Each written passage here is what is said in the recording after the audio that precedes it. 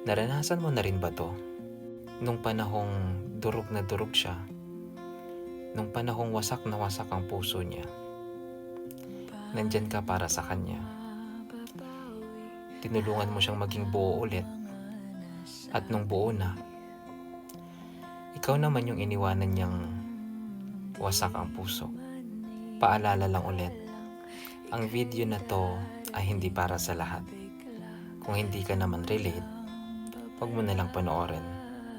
Pero kung naranasan mo 'to, para sa'yo 'to. Makinig ka. Ang hirap, no? Yung ikaw yung nandyan sa tabi niya nung mga panahong hindi niya alam kung paano magsisimula ulit sa buhay niya. Habang ang lahat iniwan siya, ikaw yung kumapit. At habang ang lahat sinukuan siya, ikaw yung nandyan para sa kanya. Ikaw yung naniwala sa kanya. Buong puso mo siyang binuo, kahit unti-unti ka rin niyang dinudurog. At nung buo na siya ulit, yung tipong kaya na niyang tumayo sa sarili niyang mga paa, hindi ka na niya kailangan.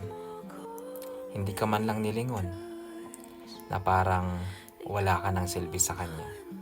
Ang sakit, no? Yung parang ginamit ka lang bilang tulay, pero hindi naman pala ikaw ang pupuntahan. Yung tumulong ka sa giyera ng iba, tapos ikaw yung naiwan sa trauma.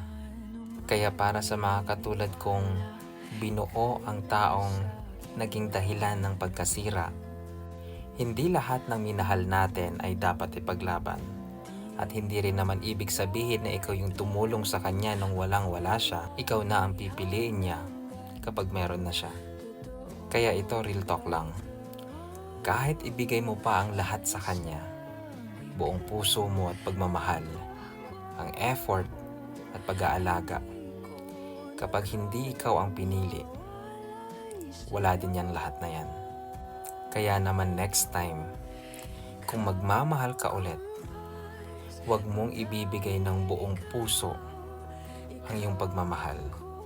Magtira ka para sa sarili mo. Okay? Yun lang. Love you.